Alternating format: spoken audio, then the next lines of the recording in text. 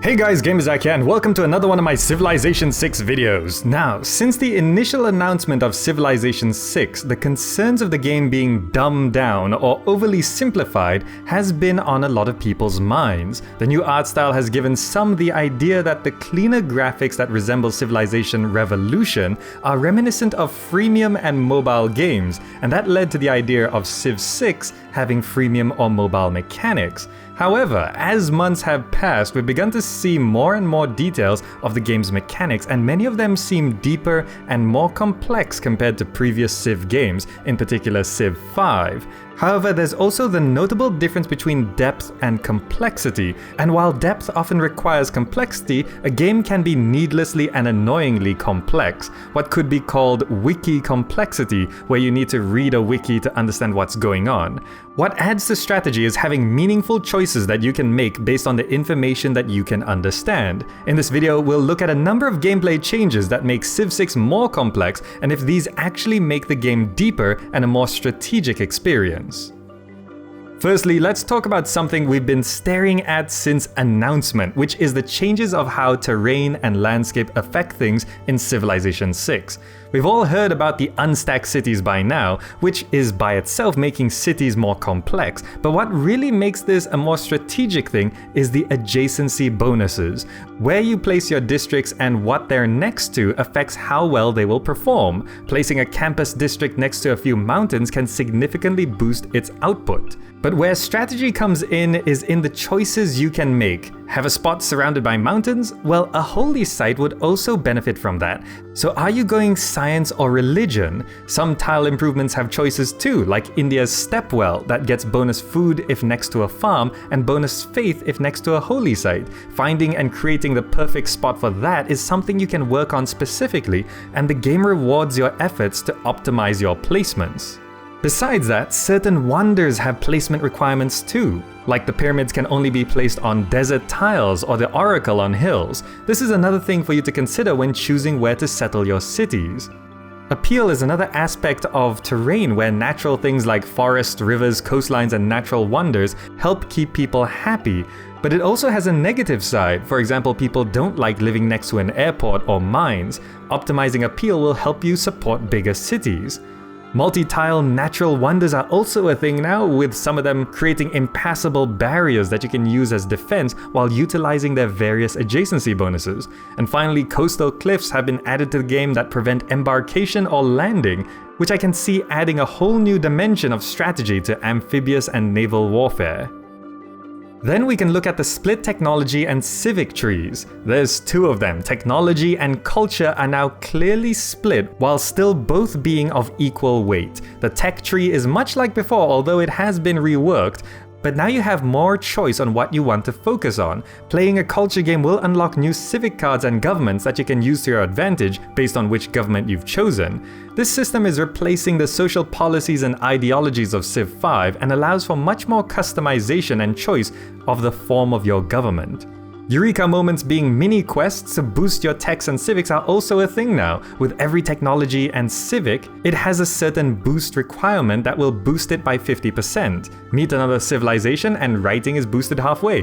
Clear a barbarian outpost and boost the military tradition civic. These Eureka moment requirements can influence your choices from where you build your next city to what you're trying to accomplish within the next few turns, and these choices add to the strategy of the game. Now, let's look at great people. The first thing that's just clearly more complex compared to Civ 5 is that each great person is unique with their own special bonuses and abilities. Once that great person has been acquired by a civilization, they're gone for good, and a new one replaces them on the great person's screen. Great people also change from era to era, so you might like the classical scientists but prefer engineers once you reach the industrial age, depending on what you're going for.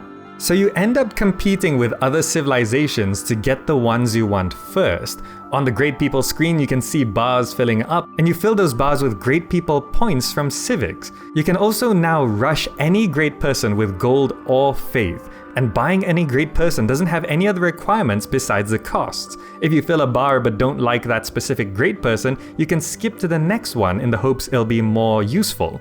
But the first one will be discounted for other civilizations to acquire.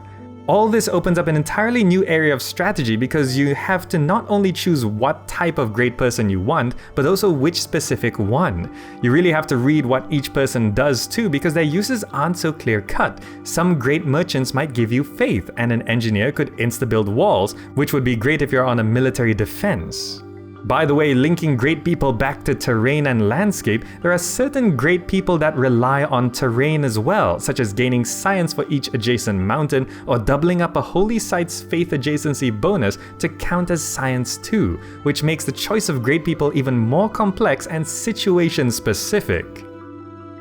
And then we have to talk about city-states and envoys. City-states are now unique with bonuses specific to each of them. Each city-state has predetermined bonuses, which makes them useful in specific situations and specific playstyles, and you'll have to choose which ones you want to focus on based on what you're going for. Each city-state has 3 levels of bonuses and a big suzerain bonus based on how many envoys you send. You gain envoys by increasing your influence through civics, and the more envoys you send to a city-state, the better the rewards. To get the main bonus, you need to become the suzerain of that city-state, which means you need to have the minimum number of envoys required and more than any other civilization. So if a city-state is in high demand, you'll be competing with other civilizations to become the suzerain. Being suzerain opens up even more benefits besides the bonus too, like getting vision around the city-state, and you could levy military to borrow military units from the city-state for a while, which could be incredibly useful if you're trying to get that military edge in a pinch, whether you're defending from a surprise attack or rushing to capture a city. All this makes city-states not only more complex compared to those in Civ 5, but they have much more specific uses, and also give more military power to those who are foregoing military endeavors for cultural ones. It also lends itself to strategy, as you need to decide how you want to handle these city-states, whether you want to become suzerain of multiple city-states, just 1 or 2 that lend themselves to your current playstyle, and of course skipping them entirely and just trying to prevent rival civilizations from getting control of the ones they want, which could now severely cripple whatever it is they're trying to go for, as city-states can be very useful now. This also means you'll have to defend the city-states you favor from being captured by a rival civilization. Finally, what all this amounts to is that for those who want to play how they like, you can just go with the flow and follow what bonuses you happen to come across. Started with mountains and stone while playing China? Religious wonders it is. Don't have iron or horses? Not going military, I guess. On the other hand, for the more intricate player, you can constantly be thinking about how to optimize everything together, from arranging your districts to maximize their bonuses, while planning to go for specific great people, and building cities for specific resources for those eureka moments to boost certain techs or civics so you can rush that one thing. You could also carefully plan things to fight against the terrain you started with. By becoming suzerains and making some trade deals, you could viably go military despite lacking your own strategic resources, if you know what you're doing anyway. This is what's great about actual depth and not just blind complexity. Depth implies that there is a shallow end, and it's possible to play the game a little more relaxed, but the more you dig, the deeper it gets.